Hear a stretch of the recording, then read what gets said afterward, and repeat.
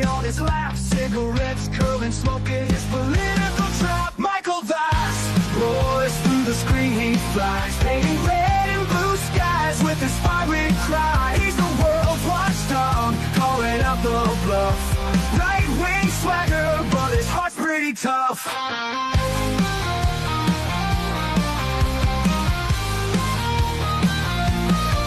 He's a Republican dragon with his truthful slight, fights the battles unseen in the shadows of the night. From policy to passion, he breaks it all down, giving a voice to the voiceless, wearing his crown. Caffeine-fueled mornings, the smoke curls dance, Fluffy at his feet, giving life one more chance. Through algorithms and bias, he cuts straight and clear. Michael's roar echoes in the hemisphere. Michael Vass roars through the screen, he flies, painting red and blue skies with his fiery cry. He's the world's watchdog, calling out the bluff. Right-wing swagger, but his heart's pretty tough.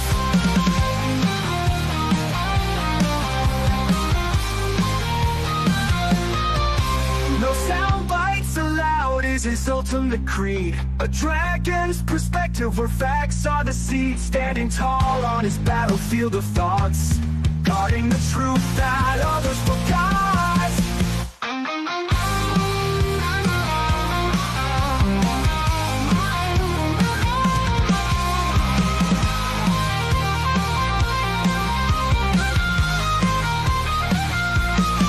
Michael Vass roars through the screen, he flies, painting red and blue skies with his fiery cry. He's the world's watchdog, calling out the bluff.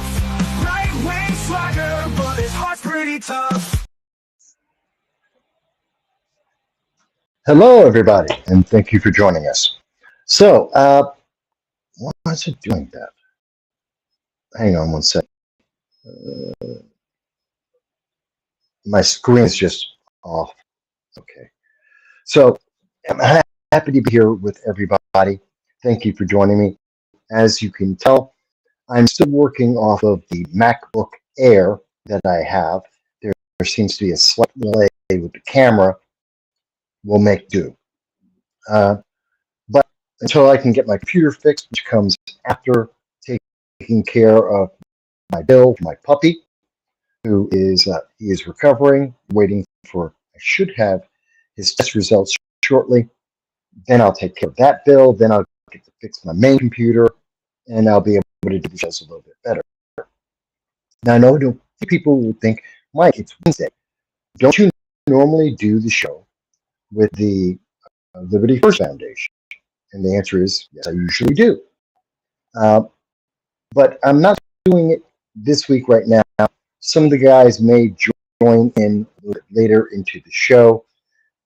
We'll see how that goes. We're just playing it by ear at this moment. And I appreciate everybody for putting up with some of the aesthetics here. But what's really important is the conversation. The conversation that you and I are going to have about what's going on with these mass shootings, what's going on with our society at this moment. And the fact that I truly believe, and I will explain in a little bit, that we are at the tip of an iceberg in terms of we are looking at a general series of mass shootings and violent acts of violence that are going to be happening. I can't really phrase it better than that. But because of what has been done over the last roughly 5 years, we are starting to see the results, the consequences of a lot of these policies, most of them all progressive policies, that have culminated in destroying our youth, destroying our society, destroying our future. Because progressives always look at now. Everything for them is right now. They may reference the past, and they'll tell you how that affects today. They never look to the future. They never look at how is everything affecting what's going to happen next, what's going to happen further in our lives. Never consider that. That's not an option or a concern for them. It should be, because it's an option and a concern for all of us. Now, I'm going to try and get into all of that and explain why I'm saying this, what my concerns are, what we can do, and what we should be expecting coming up within the next 5 years. By 2030 at the latest, you're going to see hundreds of these kinds of events like we saw today in Minnesota at a church targeting children. And I hate to say that, but we're going to see hundreds. There will be 10 times as many of these kinds of events as what we are normally used to. And that's terrifying. Before I go any further, let me step back. If you are new to the channel, hello, thank you for joining us. And I welcome you. I thank you for being here. Whether you're here for 5 minutes or the entire show, I appreciate the time that you're providing to me. That being said, we do this. We have these live streams and sometimes the live stream panels to talk about the issues that are affecting each and every one of us in our daily lives. Because we have a voice. We are our government. And the more that we speak up about these issues, the more the politicians will pay attention, and hopefully they will become accountable and they will do their job, which is what the oath they swore in Congress. That is to take care of us, to serve us. In fact, that's not just in Congress. That's at every level of government. They are here to serve us. We don't serve them. And they need to be reminded of that. And believe it or not, these kinds of programs do reach them. I know there are members of Congress, there are members of New York State Legislature, and other elected officials that watch this program. Their staff watch this program. They look for your comments to see how you are reacting to these issues, to determine for themselves, is this important? Is this something I need to respond to right away? Is this something that I can get away with just a fluff statement on the local news, or do I actually have to do something? Do I have to actually do my job? That's why it's so important that you like, share, you subscribe, that you're involved in the chat and the comments after the program, because you are being watched, and that helps to shape our government going forward. We have people watching from over 100 different countries. I invite all of them to be able to speak, because this is a conversation between you and me. And we may have some additional guests joining. It may turn into a panel. We'll see how that goes. We'll take it by ear. But this is important. So ignore the fact that I have a crappy camera right now. Ignore the fact that the audio isn't perfect. If you walk away with anything, please remember it's the quality of what's being said, not the quality of what you're seeing. Because that's the visuals, that's in the material. I can fix that later. So let me get into it. As we all know today, this morning, a deranged, crazed individual, Robert Westman, now that's the only time I'm going to mention the name, they don't deserve to have their name mentioned, walked into a church. A mass was going on. It's the third day of school, and there's a Catholic school, so all the students, younger children, coming in for the morning mass. There were some 300 students in there, plus I believe in the most recent police report on this, there were about 3 to 5 80-year-old individuals that were also attending mass, morning mass. 80. The crazed gunman, this deranged individual, then put in 2x4 boards to blockade some of the doors to limit the ability of people to escape, got on a hill and shot through the windows into the church, striking several children. 14 individuals were struck. 2 children died. One 8, the other one 10. An 8-year-old and a 10-year-old. This is horrific. This is an act of terror. There is no two ways about that. This is an act of terror.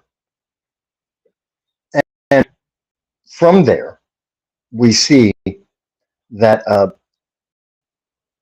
after committing these acts of terror, the crazed, deranged, vile gunmen took their own life. And hopefully, with all hope says that they are now burning in hell for eternity. That's what I like to believe. They're burning in hell for eternity at this point. But we here on earth still have to deal with the aftermath of what they have done. And we have to look at why, not only why did this happen, how can we stop it, if at all, and will this happen again in the future? Now, to answer the question about the future briefly for a moment, yes, this will happen again. And we're going to see more and more of this. And similar acts of violent crime, probably 10 times as much as we've been seeing currently by 2030. And there's a very specific reason why I say 2030.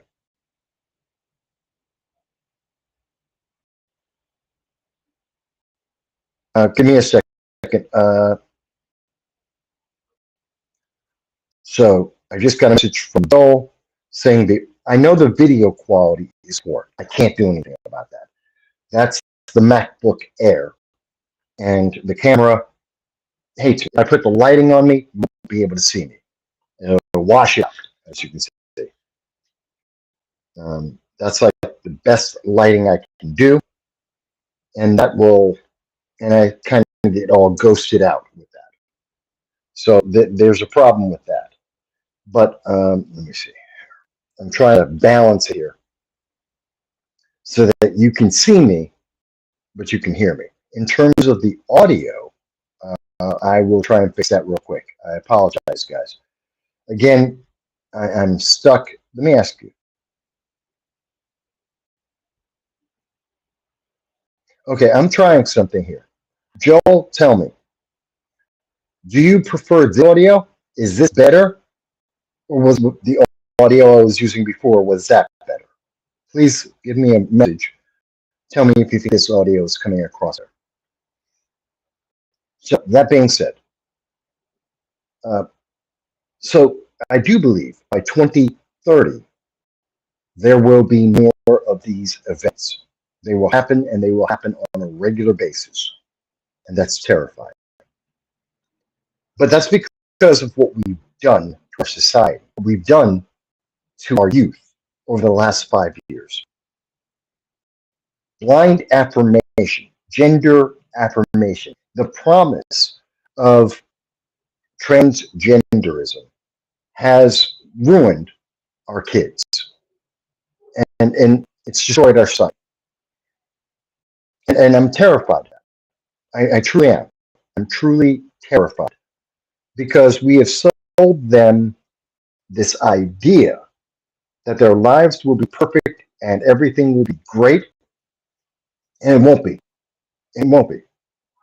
Because transitioning will not fix the problems that they need to deal with in their life. It just isn't going to fix anything. Whoops. 1 second. Whoa.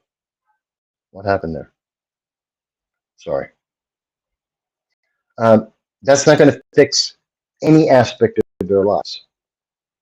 I wish it would. I wish it was as simple as you transition into whatever you think you are. You're suddenly a toaster and your life is perfect. That's not the truth. That's not the reality that we're all living through.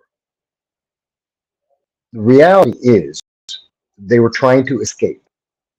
They were promised that if they did this irreversible change to their lives, to their bodies, that they would suddenly be loved and they would find success and everything would be perfect. And none of that's true. And this is the problem. The Tennessee trans shooter, we saw that's when she she, it, whatever, realized that the transitioning wasn't going to make their life perfect and everyone was going to love them, then she lashed out. Same thing in this case.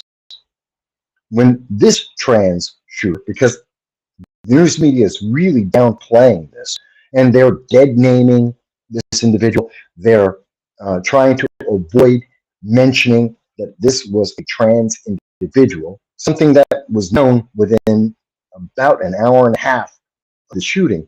This was a known fact, and they weren't reporting it until everyone found the manifesto, until social media and political commentators were talking about the actual evidence that was available to the public. And then, because it could not be refuted, because it couldn't be hidden away for years, then the news media came out and told us the truth and gave us some understanding of why this happened. Because they were trying to protect a political ideology, not trying to protect the public. They weren't trying to help people.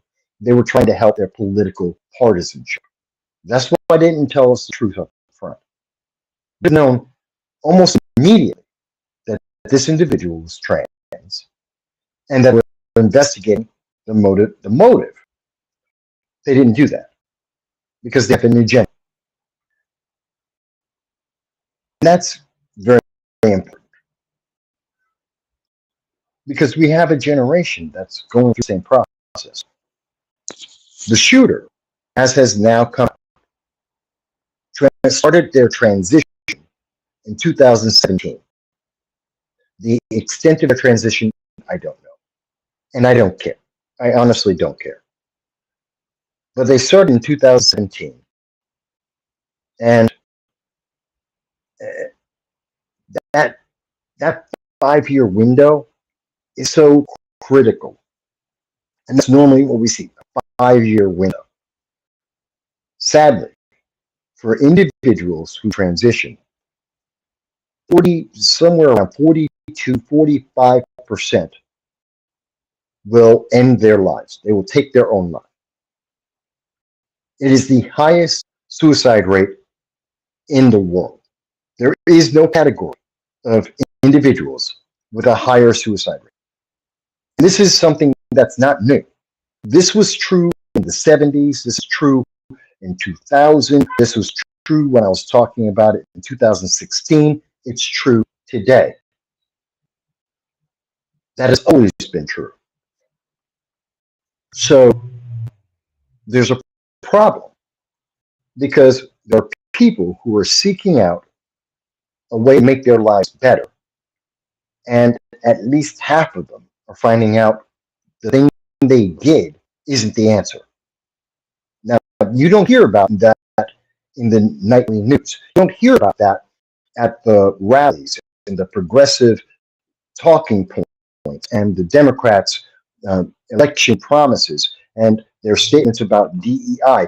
They never mention that this is a failed ideology, that this isn't working. By the way, is the audio better now? Please tell me. I'm not sure. I can't tell. It looks worse to me, but let me know. But they don't tell you the truth that for half the people, this isn't correct, or at least, let me be more fair. The rate is 45% of people who've transitioned. Even whether it's pre-op or post-op, people who are transitioning, about half of them, within 5 years, killed themselves. These are horrendous numbers. Because they have a misunderstanding that if they just simply change their bodies, their world will be better. It's kind of like the misunderstanding that if you get rich tomorrow, all your problems will go away. You just need to make $50 an hour at minimum wage, and all your problems will be solved. You need to be a millionaire tomorrow, and all of your problems will go away. That's a lie. That's not true. Rich people have problems just like poor people. Rich people's kids get on drugs and have horrible lives just like poor people. Being rich doesn't make your life, it doesn't guarantee that your life will be better. It just means that your life will be different. That's it. You'll have different problems, you'll have different solutions, but you're still a human being. You're still living life, and you're still going to have some of the same problems that human beings have in society, in relationships, as an individual. Nothing changes there. So I'm not beating up on people who are trans. I don't want people to think that. I've known a lot of trans people. I knew trans people long before it was popular to know trans people. Back when trans people were just trying to be people living in society.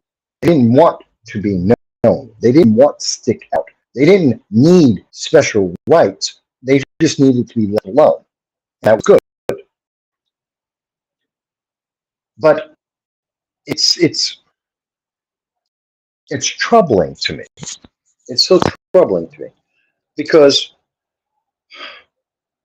that's not what you're hearing in the news right now. That's not what you're hearing from media right now. That's not what kids are being told in schools and in colleges right now. They're being told, no, just change this and you will be fine. And all the problems will go away. They don't. And that's why we keep seeing these trans shooters. These individuals are broken, damaged, damaged inside themselves as well as the way they see the world. Everything is broken about them. And therefore, they turn around and they lash out. And when they lash out, they harm others. And sadly, we're seeing a pattern, because it's starting to become a pattern, where they will go and they seek out gun-free zones, in particular schools and places of worship, and they target children. I don't know why they target children. It doesn't make sense to me. I mean, there is no good way of doing this. There is no good thing about this. But why target children, the innocent of our society, who have done nothing wrong to any of these individuals? They've done nothing wrong to anyone. Why target them? Other than to be just vicious and mean and angry. It's terrifying. But you're not going to hear about that. Hang on. Kintsugi has a question. And Kintsugi says, they're selling these people a pipe dream. They get delusioned and they take out their anger on themselves and others. Shame on all the people telling them you can, quote, change, end quote, your sex gender. You're not wrong. You're not wrong. And they're not just telling them that they can change, but that if they change, everything will be better. That if they change, that will be the solution. That will be the answer to all of their problems. And that's the lie. That's the big problem, is they're lying to them about what's the solution here. What's going to be the answer? Because the answer is never out external of themselves. We know from the manifesto today, something that we are able to get only because it was put online and before the police and before the police were able to grab it, the authorities were able to grab it, they've hidden that for years. Like the Tennessee Manifesto, they would have hidden that for years just to protect this false promise from the progressive left that you can change your life by just changing your body. It's just not true. But now we get to see this was an individual who was damaged, severely damaged, and their problem had nothing to do with their body. Their problems had to do with them. And they knew that they were broken.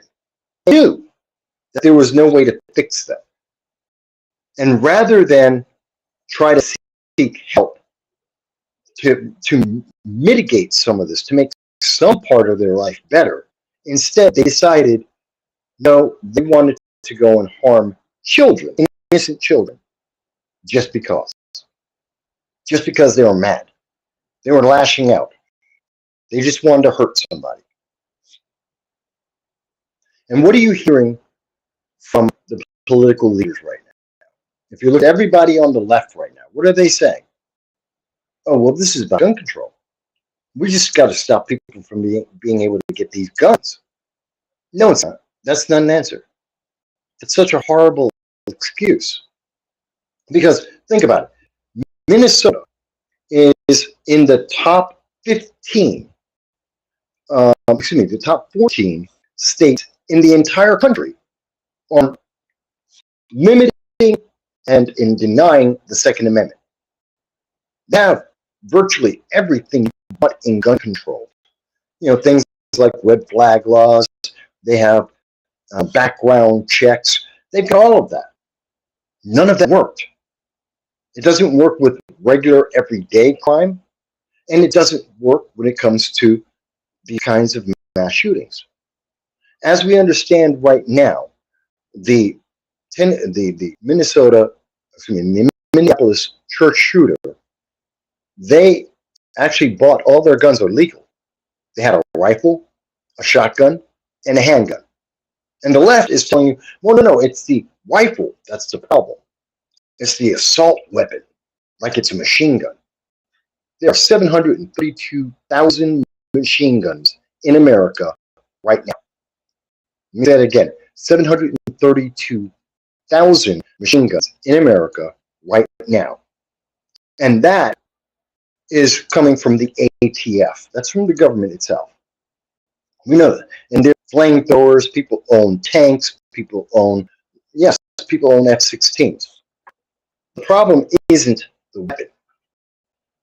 It's how that weapon is being used, how that tool is being used. Because there are more people who die from baseball bats and bricks and rocks than people who get shot with a rifle. That's a fact. You can look up the FBI stats. There are more people who get stabbed than get shot by a rifle every year. Every year. And most of the people who get killed by a firearm, most of the firearm homicides, are with handguns. 60% every single year. And of those, 70% are because of gangs, either fighting over drugs or fighting over territory or just being a gang. So the problem isn't the 99.994% of law-abiding gun owners. They're not the problem. That's who we see the Democrats, the progressives, the anti-Second Amendment movement. Who do they target? The 99.994% of people who aren't a problem. Because it looks like they're doing something. It looks like they're being effective. They put more and more restrictions on those people who aren't the problem in the first place, who aren't going to be a problem. And so it looks like they're being effective. But yet, that's not true. When we look at the crime numbers, and they look to misrepresent this, in Washington, D.C., they're trying to tell you right now that crime is down. Yes, versus the summer of love 2020. Yes, it is down. But if you're looking at crime from 2019 and further into the past, guess what? Crime is up. So, yeah, it's down from the recent peak, but higher than trend for decades before. And that's true in LA, that's true in New York, it's true across this country. So they're telling you two different messages because, again, they want to make it look like the Democrats, the progressives, the gun control movement is effective. But it's not. It isn't working. It isn't helping make you safe. And it's getting worse because we have set up a society that we have made promises, and those promises are failing. They're not coming true. Let me stop for a second. So I want to say, Joel, thank you for the super chat. Joel provided a $5 super chat. I appreciate that. And he says it's to help the audio video engineering team. Thank you. We do need the help. I do need my computer so that I can get the cameras and get everything put together. But Again, I'm working off of a MacBook Air, so let me know. I was using my AirPods to try and do audio. Let me know if that isn't, if the audio is better with the earpods. Let me know, and I'll put that back on. Or if you think the audio is better now, let me know. Again, I promise that I will be on. I'm trying to do the very best I can. That being said, so it's not a question of gun control, and people need to be aware of that. It's not a question of gun control. Know this. That's a fact. Because they have all the laws. They have all the regulations. If the crazed and or the criminal were afraid of one more law, then guess what? They're really a problem right now. If it were law, there are 22,000 laws across America at the local, state, and federal level to restrict firearms and control who can have a firearm. That's a fact. It didn't work.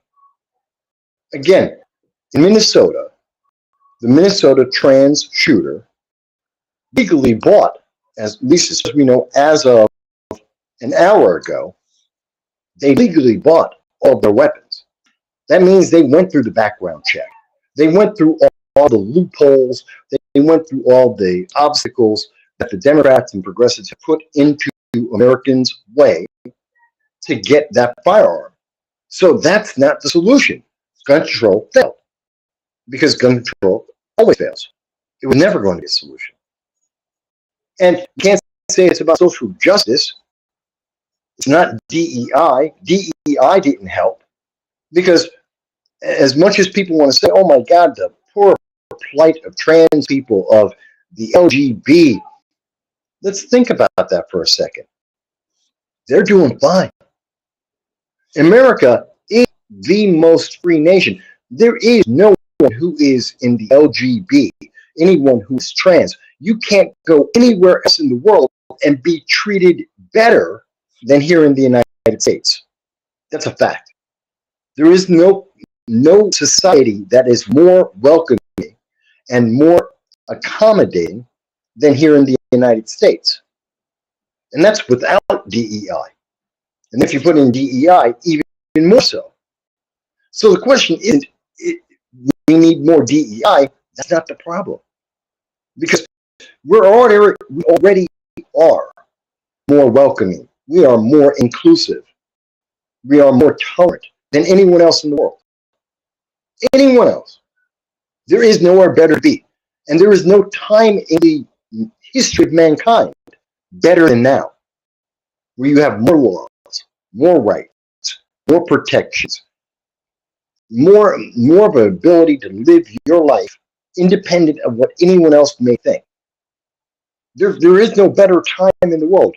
You're not struggling to feed yourself every day.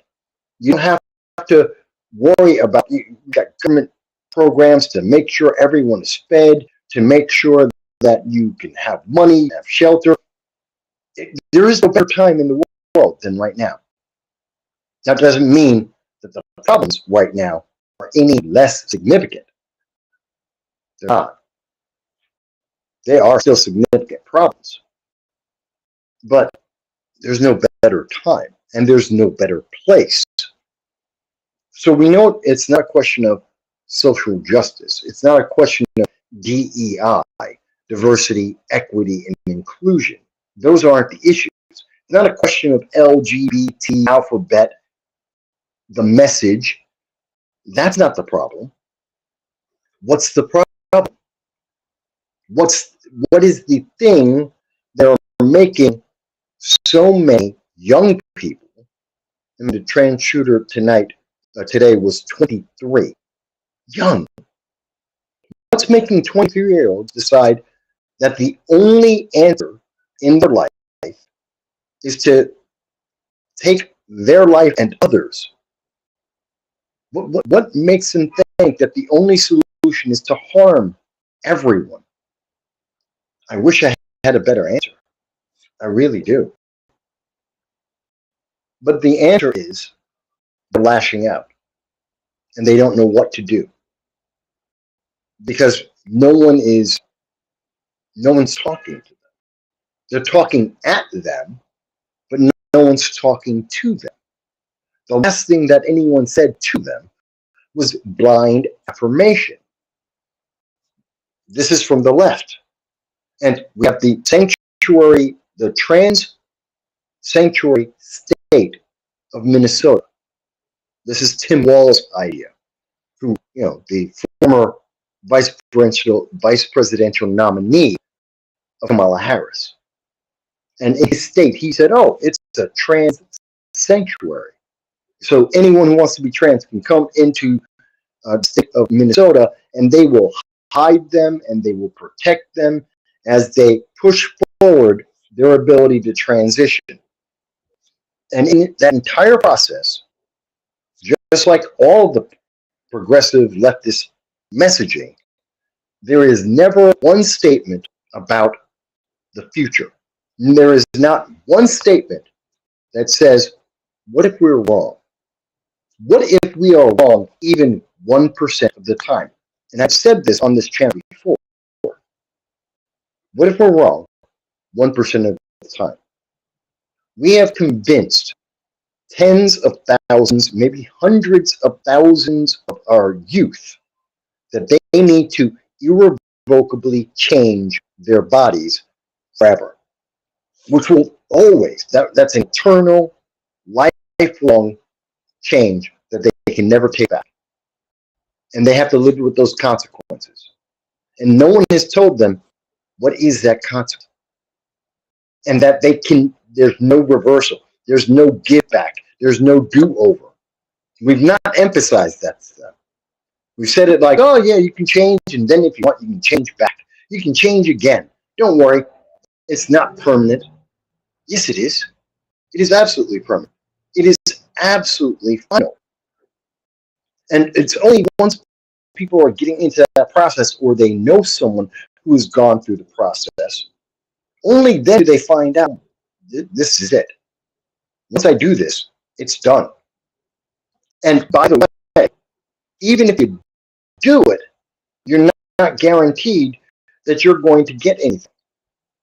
I mean, it's kind of like in the old days, you used to sell beer because you have some hot woman in a bikini. And the idea, subliminally, was to make you, oh, you know what, if I buy this beer, some hot woman will want to go out with me. That was never true. That would happen. In matter of fact, if you drank too much beer, guess what? Women wouldn't be around you. You'd have a big pot belly. So your chances of dating that hot chick is almost nothing. But again, it's the same mentality in the sales pitch. If you do this, if you make these changes, your life will be perfect. Well, what if it isn't? What if it isn't? Again, progressives live in the now, eternally in the now. They never consider the consequences, never consider what if they're wrong, what if their policy fails. They don't deal with that. I'll give you an example with Zoran Mandami. Zoran Mandami, who's running for mayor of New York City, right now, if you listen to his talking points, he's saying that he wants to have government-run grocery stores because that should theoretically save people about 1% on their shopping bill for every $100 they spend. That's theory. Okay. But he leaves out that this was already done in Kansas City, and it failed. They did that for 3 years. They lost tens of millions of dollars. It was an abject, complete failure. And he didn't tell you that. Now, he does know because he's copying their formula, their plan, their policy. And he's just copy-pasting that policy, and he wants to do that in New York City. Here's the thing. If he knows it failed already, he isn't making a change to the plan. What happens when it fails in New York? He hasn't mentioned to anyone. If this experiment fails, what will he do? How will we get the money back? Is there a way to get the money back? Is there a way to fix communities that he will break? The small businesses that he will put out of business by trying to put together these small government-run stores. Oh, we never thought about that, did we? Why? MSNBC, CNN, ABC, the mainstream news media doesn't want to talk about this. They don't want to have that conversation with you. They won't even consider what happens if this fails. Not one reporter has ever asked Mondani, and what if it fails? What are you going to do then? And how will you fix this city, which will be broken if you fail? No one has ever asked that. Guess what? We should be asking, regardless of whether you think the store is worth an idea or not, whether we can spend millions of dollars and waste it. Maybe you think that, maybe you don't. We're talking about human lives. Shouldn't we be saying, what if we're wrong? What if 1% of the time, and we're human beings, I guarantee you, the fail rate is far, far higher than just 1%. But what if we're wrong just 1% of the time? What are we going to do for those kids? We have not put together anything to help them. Nothing. That's a problem. That is a massive problem. I'm going to get to the comments in just 1 second. Bear with me for one moment. I'm going to try and no, that's not it.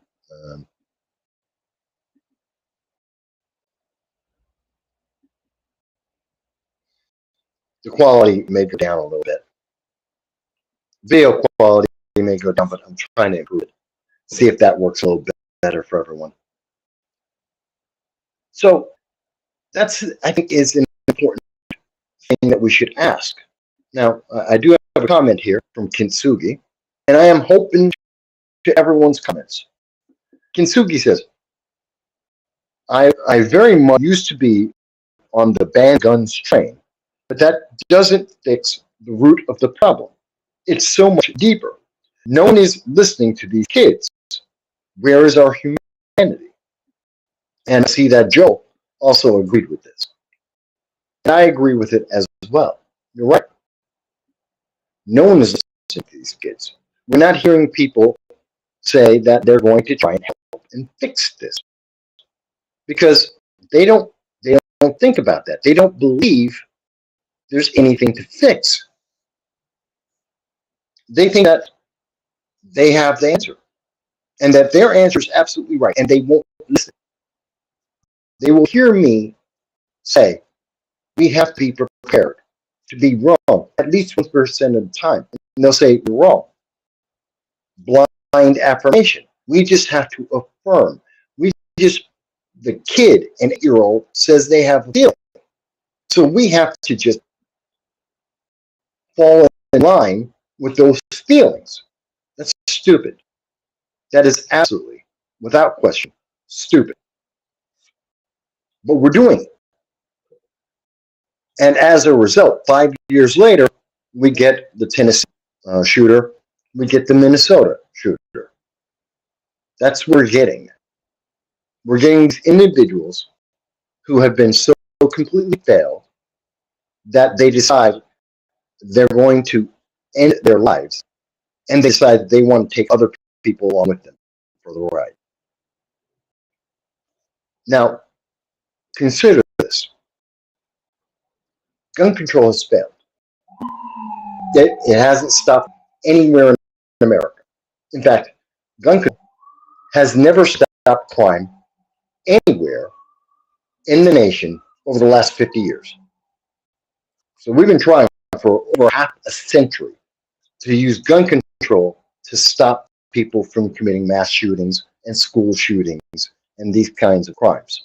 And it's failed. It's empirically, the data is in. It has failed. So the question then has to be, going forward, gun control won't stop this. And what are they going to try? Oh, well, they're going to ban all the guns. That's not going to stop the problem. Even if tomorrow, even if tomorrow you broke the law, you broke the Constitution, and you said that every firearm is now illegal, it's not going to fix anything. That's not going to be a solution because guns exist. That's a reality of the world. That's real. Guns exist. So you're not going to get rid of guns the in all the planet. People will get guns. More importantly, that doesn't take away. Now you also have to get rid of all of the cars. You have to get rid of all the baseball bats. You got to get rid of all the steak knives. You got to get rid of everything. Anything that isn't, and even if you have no weapon whatsoever, you still have people with their bare hands. So you're not saving anyone. Gun control, or thinking that you can pass a law to control the way people are going to react, isn't going to save anyone. It never does. So you have broken kids who are finding out that their lives are not the promise that was made to them, that their lives would improve if they just changed everything about them physically. Isn't true. That their lives aren't better. They're not falling in love with the people. People aren't falling in love with them. They're not having the relationships that they want to have. It's not working. They're not making the wealth. They're not getting the attention. The things that they think they're entitled to aren't coming to them. And gun control isn't stopping any of the crime. What then? What happens next? In the last 5 years, there have been at least 100,000 kids. At least 100,000 kids who have gone through this process. And let's say, again, if there's only 1% of them are wrong, that's 1,000 people, 1,000 people who are now broken beyond any and all repair. And they're bitter and they're angry and they want to lash out because society failed them. The government failed them. The promises that were made to them didn't come true. And they want payback. They want to hurt somebody.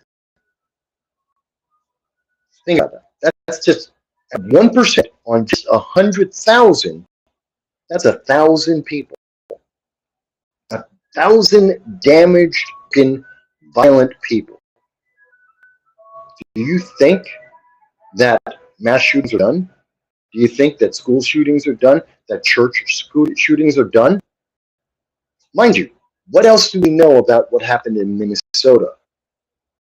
This individual was indoctrinated.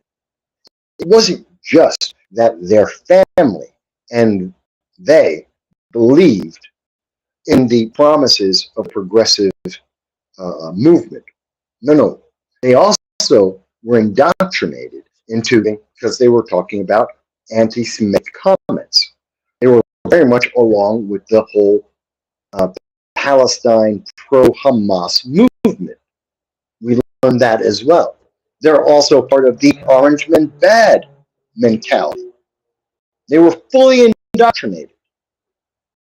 So they wanted to lash out. And that's not going to end. These people are going to continue to lash out. And there are going to be others who are going to do it to copycat because they think this is their gateway to fame, that this is their gateway to notoriety. And they don't see a difference from infamy and fame. They think they're the same thing. They're not. They never were. But they don't see that difference. In that environment, knowing that the social justice has failed, knowing that DEI has failed, knowing that gun control has failed, what's our solution? What's the answer? When you look at the left, what answer are they providing?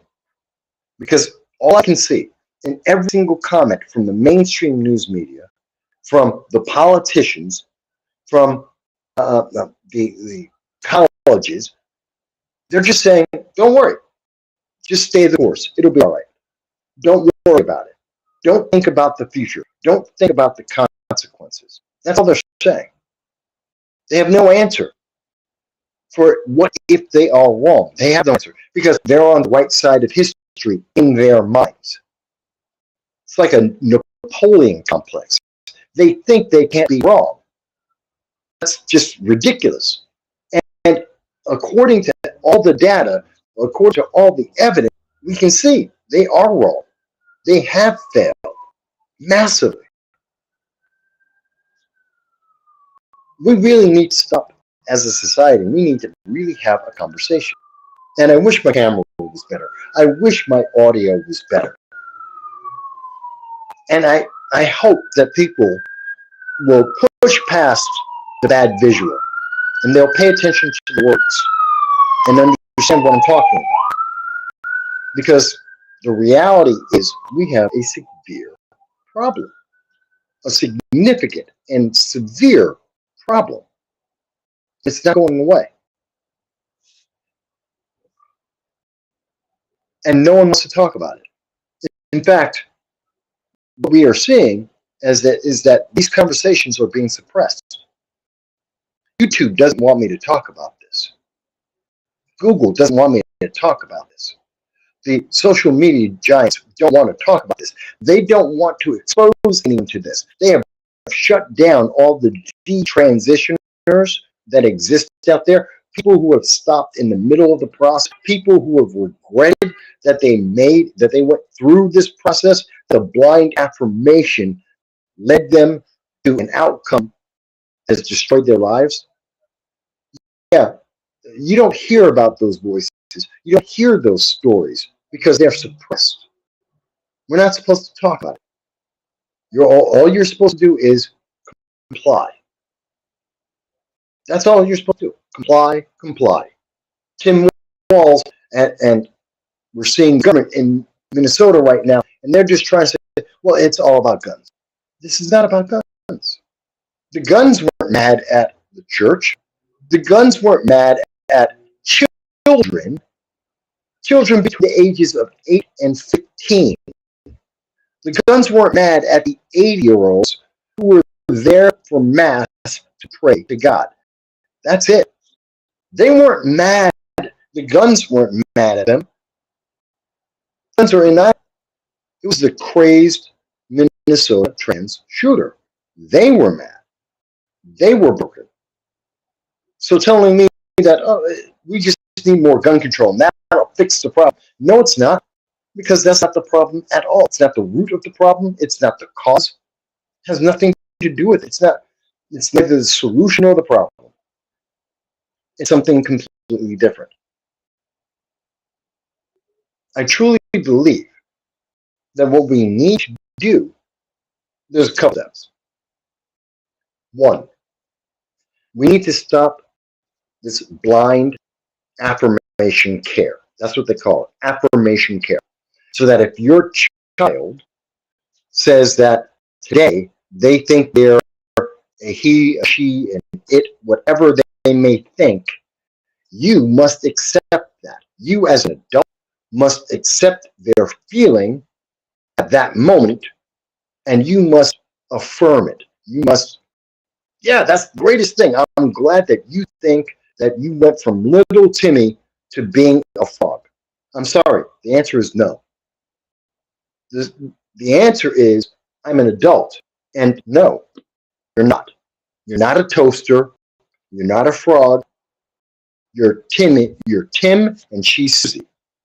And you're going to be Tim and Susie at least until you're an adult. And then if you want to make your choice, that's up to you. And as a grown adult, deal with it. That's your problem, not ours. And you can say that you're a toaster or you're a cat or whatever you like. And yes, there are people out there who believe that they are toasters or that they're cats. It's called transhumanism. And they believe this. Guess what? That's on you. I still don't have to affirm that. I don't have to agree. Just because you made that choice doesn't mean I have to accept it or that I have to react positively to it. That's, I'm sorry, that's just not right. You can't legislate that right. So we have to get rid of this affirmation culture, this blind yes to everything, to these people who are making choices that make sense. And I'm sure there's a small percentage of people that absolutely believe in these things. Fantastic, good for you. And I hope you, if you can live your life and live it well, fantastic. Don't harm anyone. You're happy. Go do what you do. I don't care if you're trans. I don't care if you think you're a cat, a toaster. I don't care. If you're living your life and you're happy, go for it. If you're living your life, go live your life. The moment that you want and are affecting other people, especially negatively, that's when it's a problem. That's when it's a concern. And that's where this blind affirmation, it doesn't work. Because we're training these kids to think that everyone in the world will suddenly agree with everything they feel at any given second just because they have that feeling. That's not the way the world works. That's not reality. That's a fantasy. And if we're filling up their heads with this fantasy as a child, that's what they grow up believing. And then when they hit the real world, when they're 18, 19, 20, maybe even 23, and the rest of the world's going, no, I don't care what you feel. That's not important. They suddenly go into a tailspin because they've never had to deal with that before. They've never had anything except blind affirmation, an absolute yes to everything they feel. And they never learned how to socialize because we don't socialize anymore. So that's a problem. First thing to fix this, stop blind affirmation. There is no such thing as affirmative or affirmation care.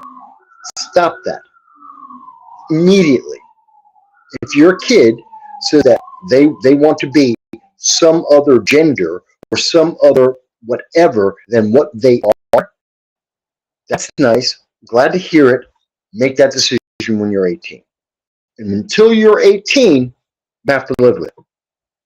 It's not that long. You'll survive between now and then. Deal with it. And then when they're 18, they can make whatever choice they want. They can do whatever they want. And they may be angry with you at this moment, but we're thinking about the future. Let them make good choices when they can. People won't like that. They'll say, that doesn't feel good. That isn't nice.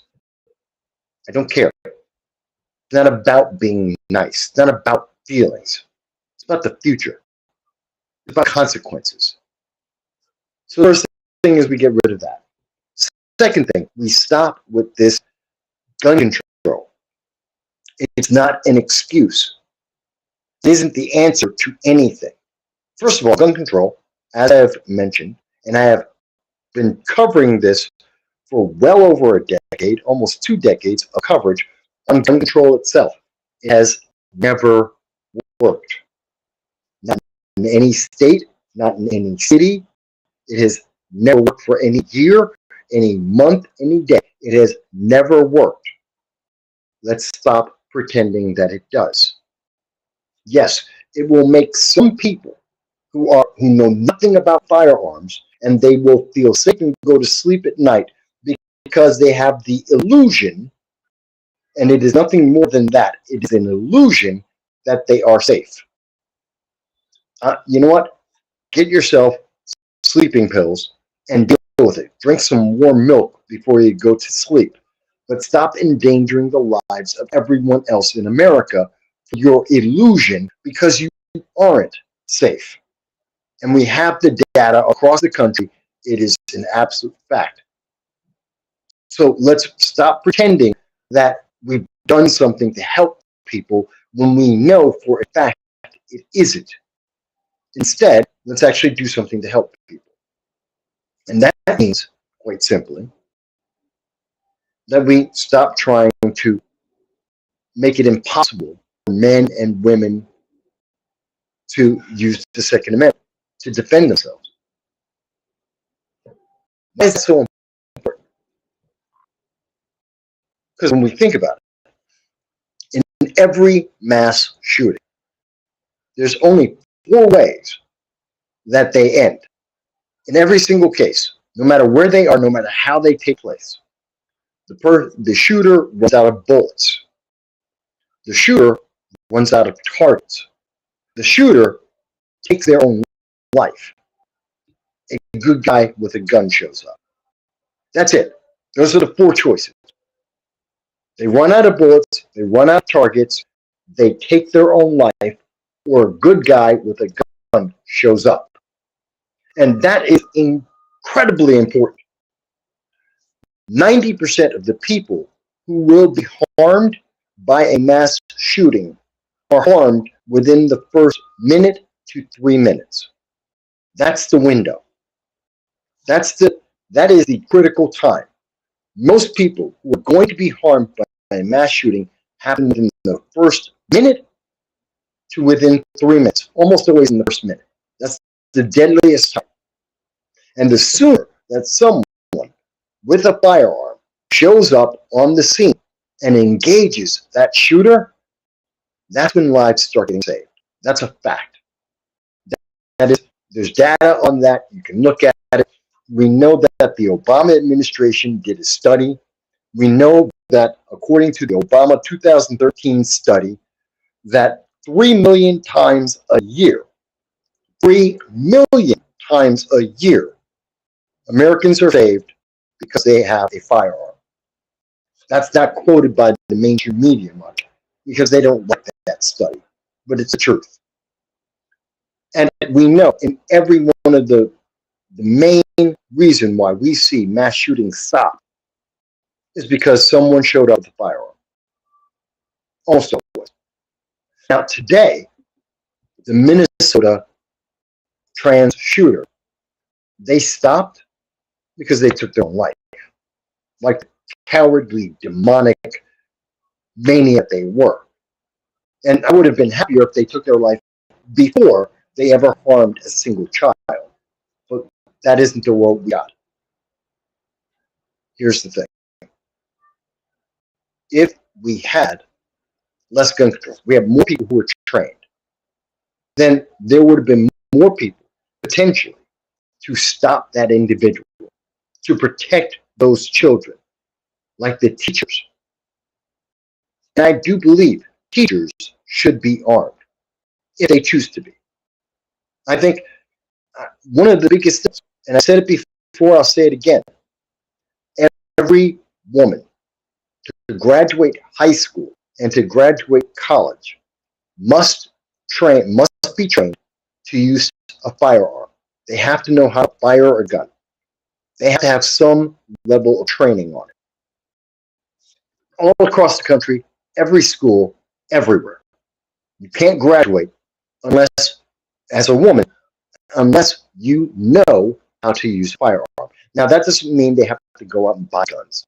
No. It doesn't mean that they have to become gun owners for the rest of their life. No.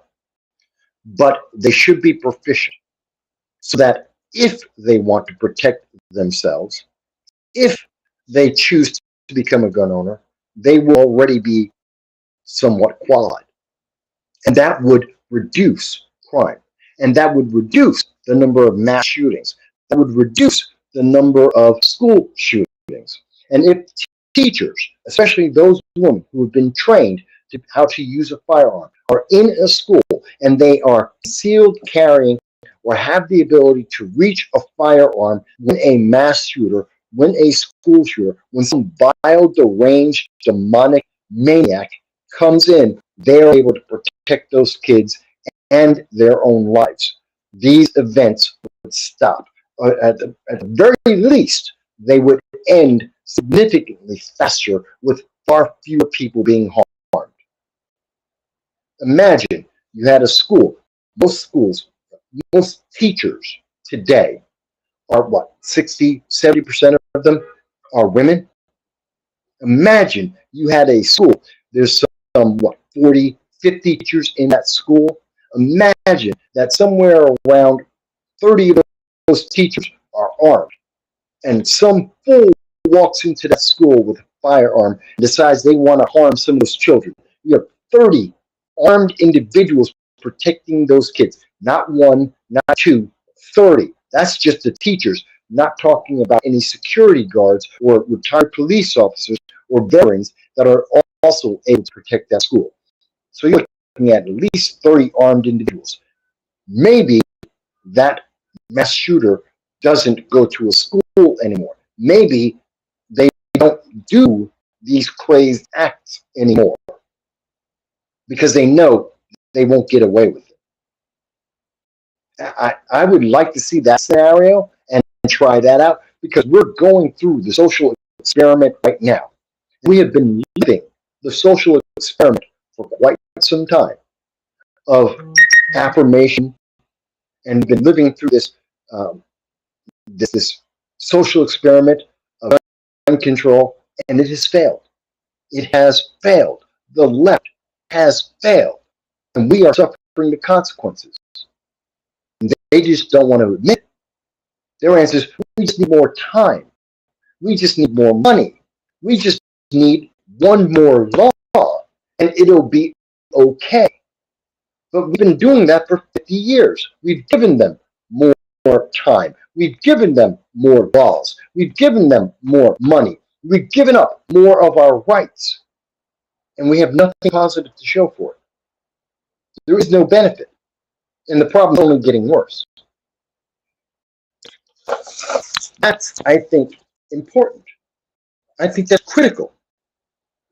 But, that's my point of view. Maybe everyone doesn't agree. So the first thing, again, is we have to stop the blind affirmation. And the second thing is we have to get rid of the gun control. They're not working. We need to be able to say no to children when they're making bad decisions for their future. We need to be able to say, I can defend myself, and I have every right to do so. Perhaps the third thing we need to do, and I think it's important, is to start paying attention to consequences. What is the consequence? What if we are wrong? Let's consider that, because we haven't been. And we need to do that. We have to do that with our politicians and say, but what if you're wrong? What happens?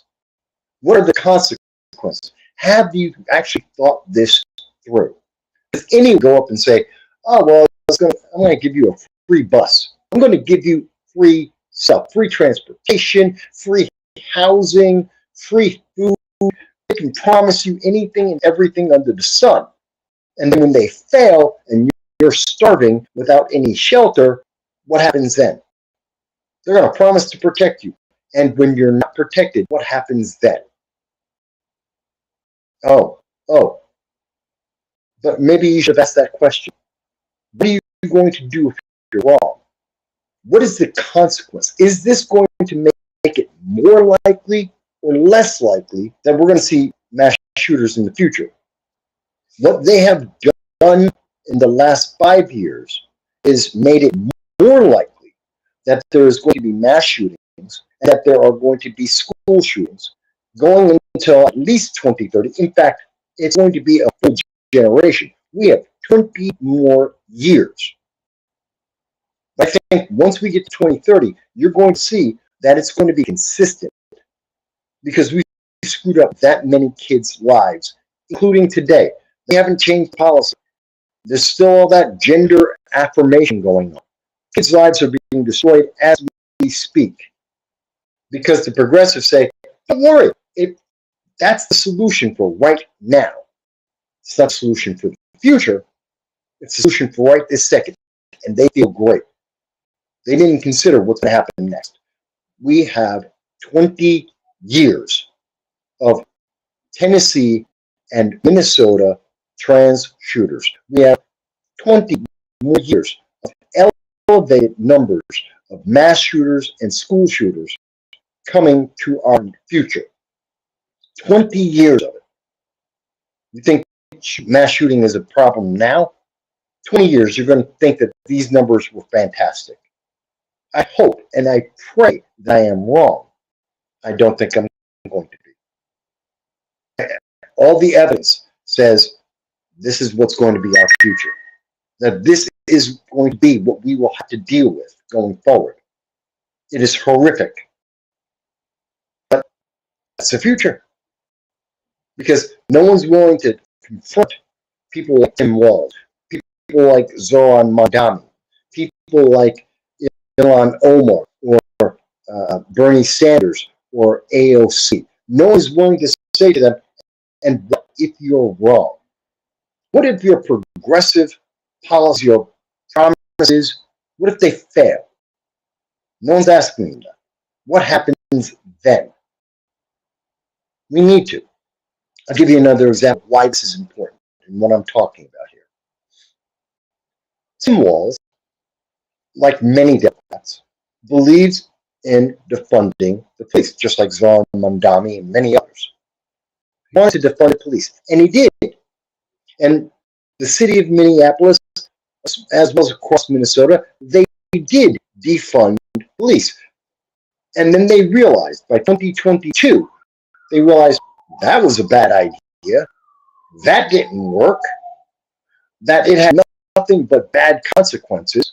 It endangered the lives of citizens throughout the state and throughout the city.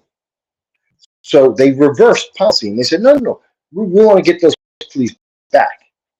Except then they ran into the next consequence of what they did because they demonized police, because they made it so difficult for people being police officers because they were trying to get rid of them for so long.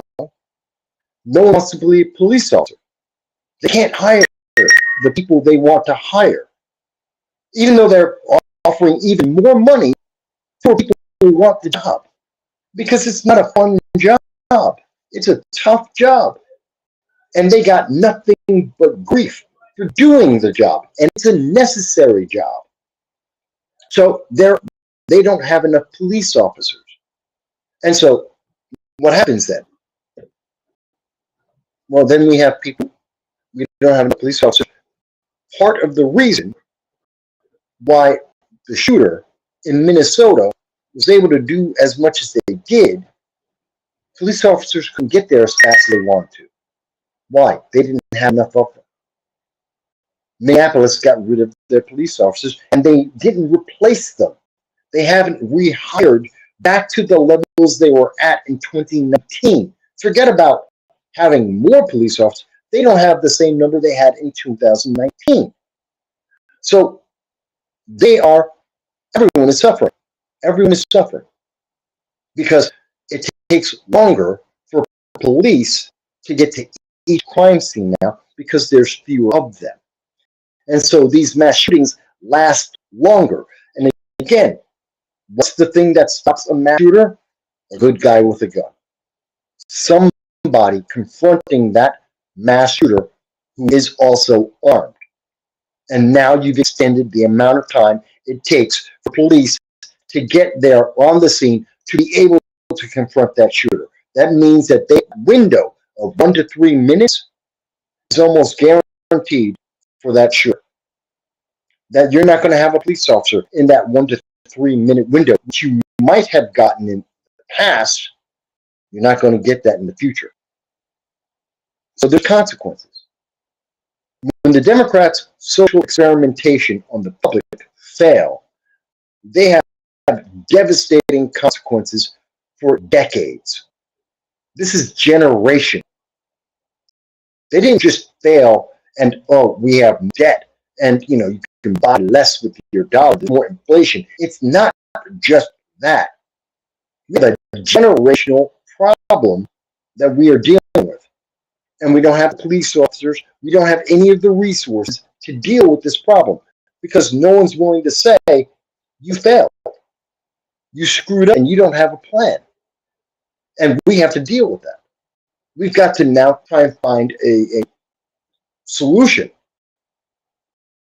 And the solution isn't close your eyes and just keep doing it. Don't worry, it'll be okay. The politician make another promise and it'll be all right. Don't worry, get rid of the guns because that'll stop the crazy people. That'll stop the criminals. You know, we wrote another law. And the last law we wrote, didn't that work? No, the next law, that's going to work instead. No, it's not. No, it's not. You know that's the truth. I know that's the truth. There are people who will believe that so that they can sleep at night. But even those people, no, it's not true. You're never going to be safe. Not until we deal with the reality. They have failed us. Defunding the police failed. Social justice failed. Gun control has failed. Gender affirmation has failed. DEI has failed. Stop the social experiment. Let's get solutions. Let's do something different. Let's try and deal with the problem and plan for the future and deal with the consequences that we can predict and know are going to happen. It is a fact, irrefutable fact, that there will be more than 1% of the youth that we have convinced to transition will be wrong. According to the numbers we have seen and continue to see, 40% are going to be ending their lives in one way or another. And we're in that cycle of every year now. We've gone 5 years. This trend started about 2016, 2017. And we are now in that cycle. Every year, there's more and more and more of these kids who are reaching that 5-year mark and beyond.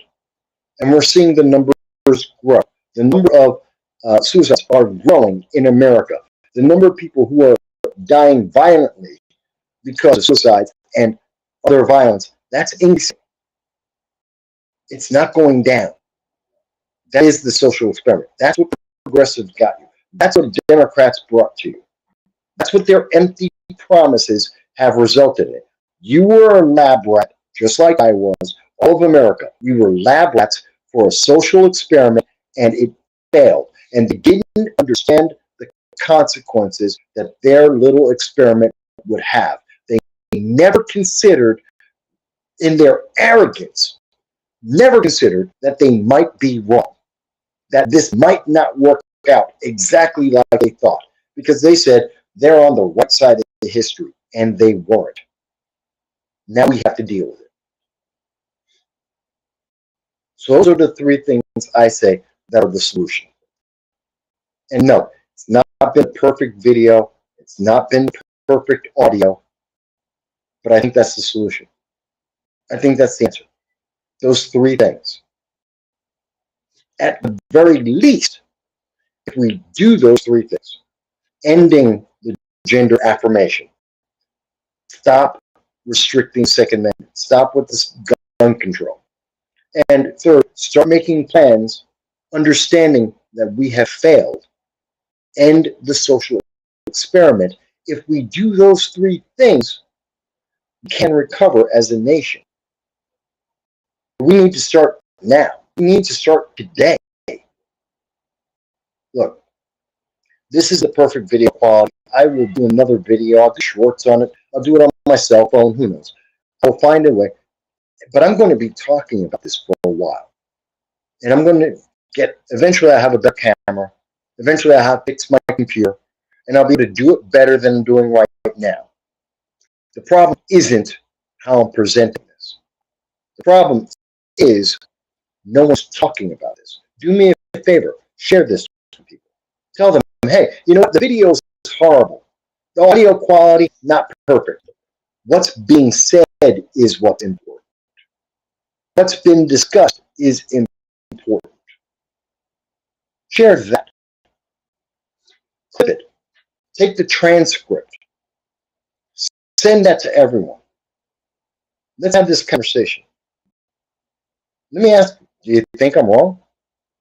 Does anyone think I am wrong? I am more than willing to provide people the time and energy they need to prove me wrong. Mike, you just don't understand. That's what they always like to say. You just don't understand. How am I wrong? At what point am I wrong about anything that I have said? All the data, all the evidence, the bodies of children are proving everything I am saying to you. And they have empty promises. Don't worry, it'll get better. Don't worry, we'll pass another law and that will fix it. That's all they say to you. Don't listen to anyone who says anything different. The next law will fix it. Don't worry, we understand. We know what we're doing. Obviously, you don't. That's why we're in this problem as is. That's why we're looking at a generational problem, generational violence. That's 20 years, at least 20 years.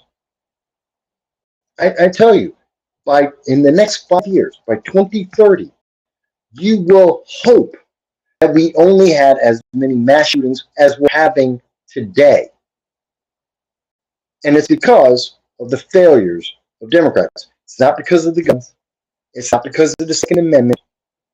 It's not because of MAGA or America First or Orange Man Bad. Those aren't the problems. Mayor Brandon Johnson today was asked by Morning Joe a very simple question.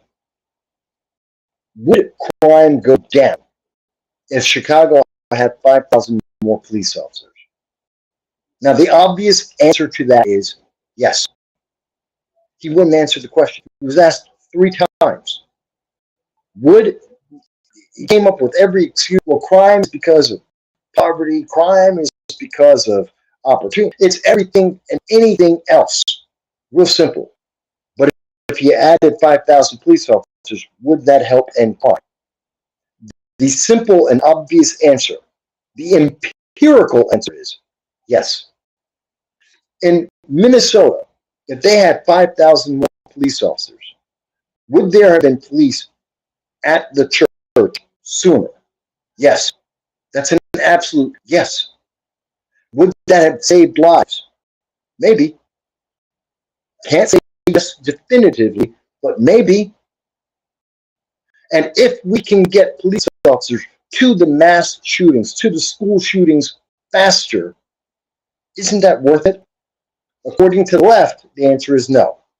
They would rather let you die. They would rather let your kids die than to say they are wrong and hire the police.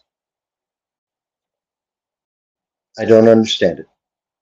I don't understand that thinking.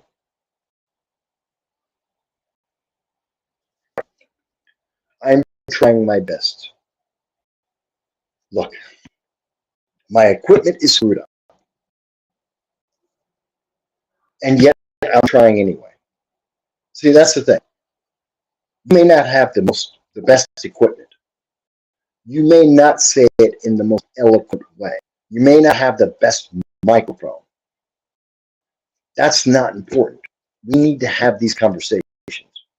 We need to say what I'm talking about with our politicians and with our communities. We have to look people in the eye and say, but you're wrong. It's failed. What you promised failed. Your social experiment failed. And we need to do something better. And they're not doing it. We need to say that. And even if it's a bad computer or it's on a bad microphone, still, the words matter. We need to say this. Maybe someone will hear this and they'll have a better computer and they'll have a better microphone and a better camera. Maybe they'll be younger and they'll look cute and they'll be able to say it and people will listen to them. I hope I inspire someone to go out and say it and do a better job than me. Reach 1 million people if you can. We need to have this conversation in America. I don't see where I am wrong.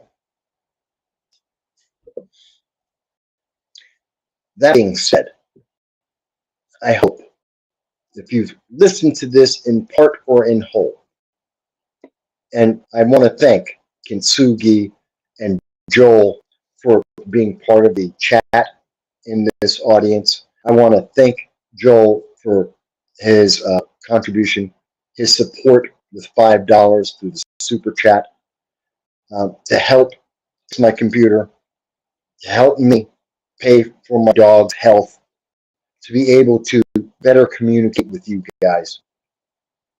I ask you, you don't have to, you can join my Patreon.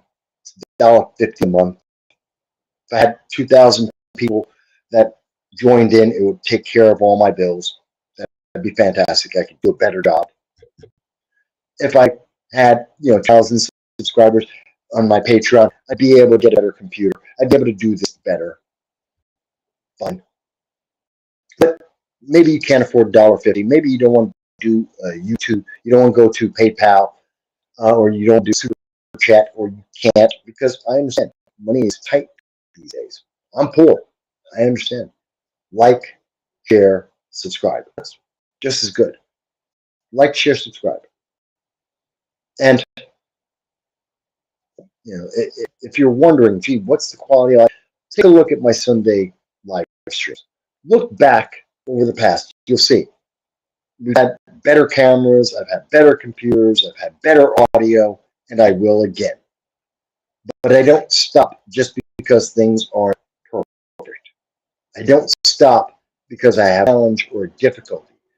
This is how we overcome the problems. We persevere. We struggle through. And hopefully, that's enough for you to give me a like. Maybe that's enough for you to share. Maybe that's enough for you to subscribe. That I am still struggling to get the message out, to have this conversation with you, to tell you the truth.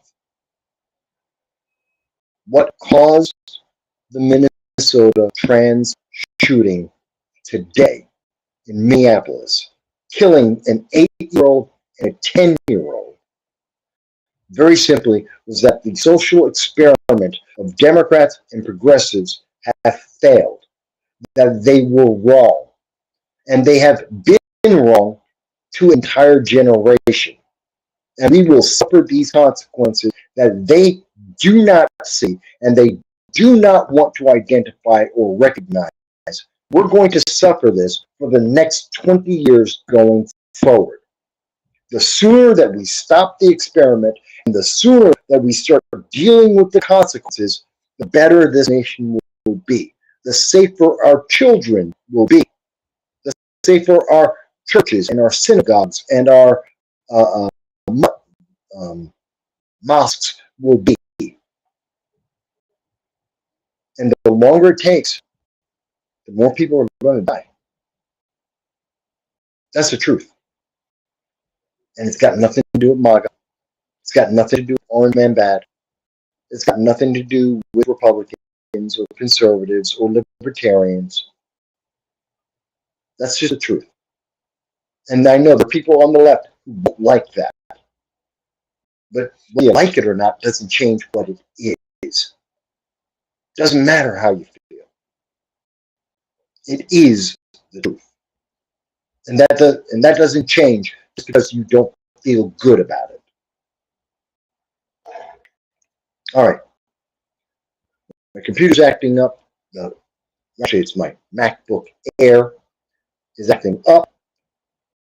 Audio is not working properly. I'm going to end it here. Hopefully, I've given everybody a lot of food for thought.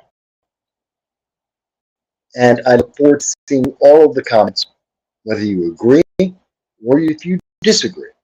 I'm happy to hear both. Tell me what you think. And let's have this conversation, America. Let's have this conversation. I'll talk to you all again very soon.